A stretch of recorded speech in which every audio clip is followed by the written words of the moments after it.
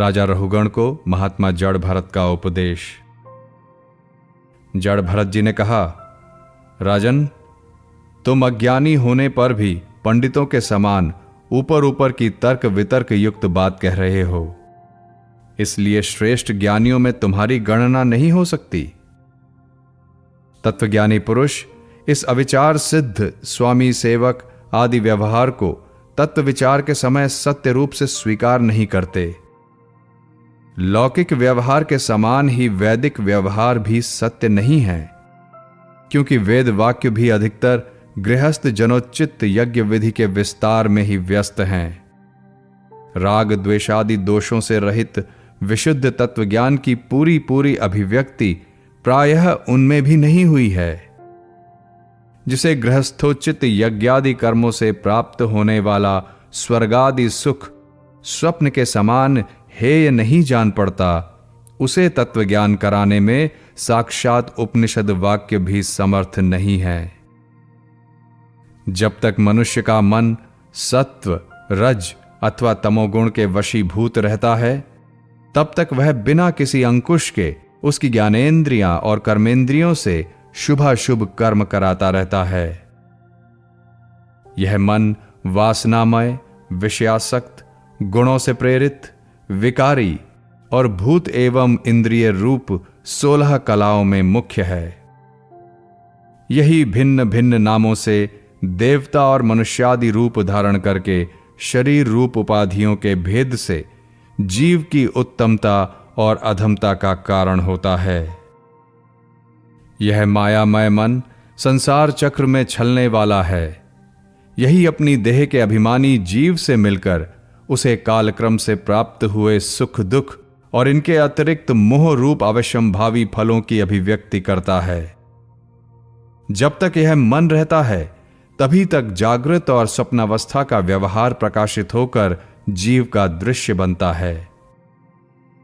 इसलिए पंडित जन मन को ही त्रिगुणमय अधम संसार का और गुणातीत परमोत्कृष्ट मोक्ष पद का कारण बताते हैं। विषयासक्त मन जीव को संसार संकट में डाल देता है। विषयहीन होने पर वही उसे शांतिमय मोक्ष पद प्राप्त करा देता है।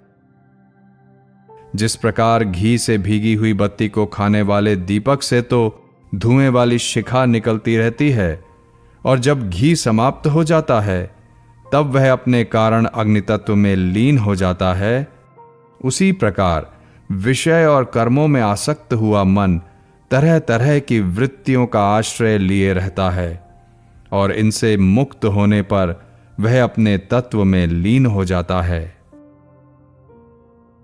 वीरवर 5 कर्मेंद्रिय, 5 ज्ञानेंद्रिय और 1 अहंकार, ये 11 मन की वृत्तियां हैं। और 5 प्रकार के कर्म, 5 तन्मात्र और 1 शरीर, ये 11 उनके आधारभूत विषय कहे गए हैं। गंध, रूप, स्पर्श, रस और शब्द, ये 5 ज्ञानेंद्रियों के विषय हैं। मल त्याग, संभोग, गमन, भाषण और लेना देना आदि व्यापार, ये 5 कर्मेंद्रियों के विषय हैं। तथा शरीर को यह मेरा है इस प्रकार स्वीकार करना अहंकार का विषय है।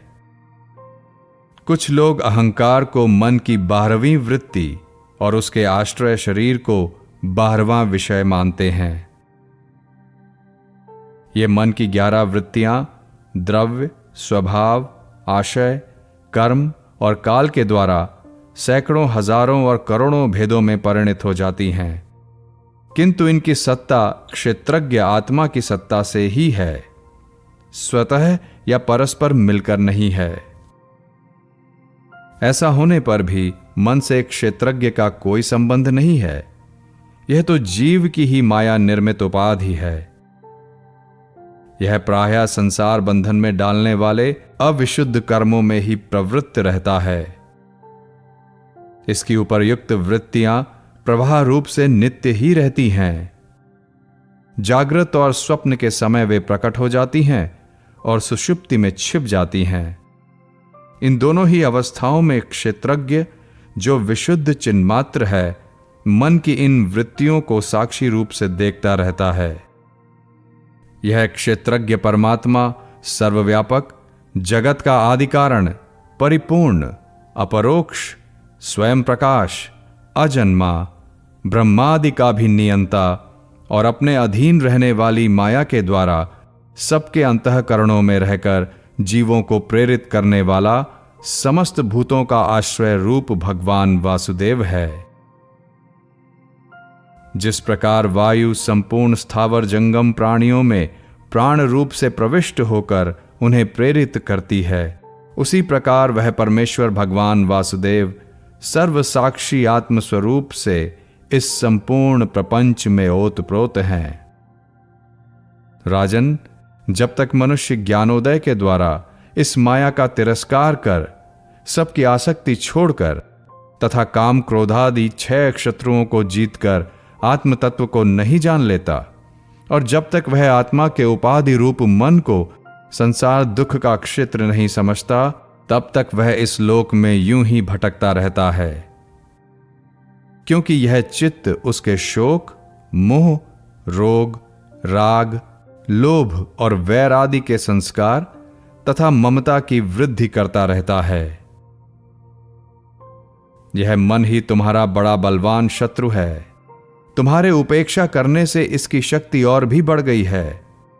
यह यद्यपि स्वयं तो सर्वथा मिथ्या है, तथापि इसने तुम्हारे आत्मस्वरूप को आच्छादित कर रखा है। इसलिए तुम सावधान होकर श्री गुरु और हरि के चरणों की उपासना के अस्त्र से इसे मार डालो। राजा रहुगण ने कहा, भगवन, मैं आपको नमस्कार करता हूं।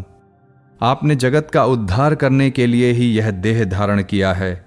योगेश्वर, अपने परमानंदमय स्वरूप का अनुभव करके आप इस स्थूल शरीर से उदासीन हो गए हैं तथा एक जड़ ब्राह्मण के वेश से अपने नित्य ज्ञानमय स्वरूप को जनसाधारण की दृष्टि से ओझल किए हुए हैं। मैं आपको बार बार नमस्कार करता हूं। ब्राह्मण, जिस प्रकार ज्वर से पीड़ित रोगी के लिए मीठी औषधि और धूप से तपे हुए पुरुष के लिए शीतल जल अमृत तुल्य होता है, उसी प्रकार मेरे लिए, जिसकी विवेक बुद्धि को देहाभिमान रूप विषैले सर्प ने डस लिया है, आपके वचन अमृतमय औषधि के समान हैं। देव, मैं आपसे अपने संशयों की निवृत्ति तो कराऊंगा ही। पहले तो इस समय आपने जो अध्यात्म योगमय उपदेश दिया है, उसी को सरल करके समझाइए। उसे समझने की मुझे बड़ी उत्कंठा है। योगेश्वर, आपने जो यह कहा कि भार उठाने की क्रिया तथा उससे जो श्रम रूप फल होता है, वे दोनों ही प्रत्यक्ष होने पर भी केवल व्यवहार मूलक ही हैं, वास्तव में सत्य नहीं हैं। वे तत्व विचार के सामने कुछ भी नहीं ठहरते। सो इस विषय में मेरा मन चक्कर खा रहा है। आपके इस कथन का मर्म मेरी समझ में नहीं आ रहा। महात्मा जड़भरत ने कहा, पृथ्वीपते, यह देह पृथ्वी का विकार है। पाषाण आदि से इसका क्या भेद है? जब यह किसी कारण से पृथ्वी पर चलने लगता है, तब इसके भारवाही आदि नाम पड़ जाते हैं। इसके 2 चरण हैं। उनके ऊपर क्रमशः टखने, पिंडली, घुटने, जांग, कमर, वक्षस्थल, गर्दन और कंधे आदि अंग हैं। कंधों के ऊपर लकड़ी की पालकी रखी हुई है। उसमें भी सौवीर राज नामक एक पार्थिव विकार ही है, जिसमें आत्मबुद्धि रूप अभिमान करने से तुम, मैं सिंधु देश का राजा हूं, इस प्रबल मद से अंधे हो रहे हो। किंतु इसी से तुम्हारी कोई श्रेष्ठता सिद्ध नहीं होती। वास्तव में तो तुम बड़े क्रूर और धृष्ट ही हो। तुमने इन बेचारे दीन दुखिया कहारों को बेगार में पकड़कर पालकी में जोत रखा है, और फिर महापुरुषों की सभा में बढ़ बढ़कर बातें बनाते हो कि मैं लोगों की रक्षा करने वाला हूं। यह तुम्हें शोभा नहीं देता। हम देखते हैं कि संपूर्ण चराचर भूत सर्वदा पृथ्वी से ही उत्पन्न होते हैं और पृथ्वी में ही लीन हो जाते हैं। अतः उनके क्रियाभेद के कारण जो अलग अलग नाम पड़ गए हैं, बताओ तो उनके सिवा व्यवहार का और क्या मूल है? इस प्रकार पृथ्वी शब्द का व्यवहार भी मिथ्या ही है, वास्तविक नहीं है, क्योंकि यह अपने अपादान कारण सूक्ष्म परमाणुओं में लीन हो जाती है, और जिनके मिलने से पृथ्वी रूप कार्य की सिद्धि होती है, वे परमाणु अविद्यावश मन से ही कल्पना किए हुए हैं। वास्तव में उनकी भी सत्ता नहीं है। इस प्रकार और भी जो कुछ पतला मोटा, छोटा बड़ा, कार्य कारण तथा चेतन और अचेतन आदि गुणों से युक्त द्वैत प्रपंच है, उसे भी द्रव्य, स्वभाव, आशय, काल और कर्मादि नामों वाली भगवान की माया का ही कार्य समझो। विशुद्ध परमार्थ रूप अद्वितीय तथा भीतर बाहर के भेद से रहित परिपूर्ण ज्ञान ही सत्य वस्तु है। वह सर्वांतवर्ती और सर्वथा निर्विकार है। उसी का नाम भगवान है और उसी को पंडित जन वासुदेव कहते हैं। रहुगण, महापुरुषों के चरणों की धूलि से अपने को नहलाए बिना केवल तप, यज्ञादि वैदिक कर्म, अन्नादि के दान, अतिथि सेवा, दीन सेवा आदि गृहस्थोचित धर्मानुष्ठान, वेदाध्ययन अथवा जल, अग्नि या सूर्य की उपासना आदि किसी भी साधन से यह परमात्म ज्ञान प्राप्त नहीं हो सकता। इसका कारण यह है कि महापुरुषों के समाज में सदा पवित्र कीर्ति श्री हरि के गुणों की चर्चा होती रहती है, जिससे विषय वार्ता तो पास ही नहीं फटकने पाती। और जब भगवत कथा का नित्य प्रति सेवन किया जाता है, तब वह मोक्षाकांक्षी पुरुष की शुद्ध बुद्धि को भगवान वासुदेव में लगा देती है। पूर्व जन्म में मैं भरत नाम का राजा था। ऐहिक और पारलौकिक दोनों प्रकार के विषयों से विरक्त होकर भगवान की आराधना में ही लगा रहता था।